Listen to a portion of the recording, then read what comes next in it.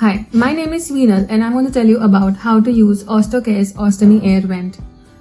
All you need is a fresh tissue paper to wipe off the surface, preferably on the top corner. Have a fresh toothpick ready. Turn it and remove the peel.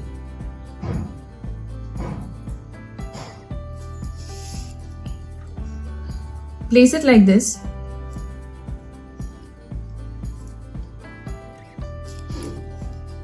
Take hold of the button and using a fresh toothpick, just make a hole through the first layer of the bag like this. Your stoma bag is ready to use. You do not need to worry about leakage from there. Why? Because there is a dual locking system like you can see over here. The first lock and now the second lock.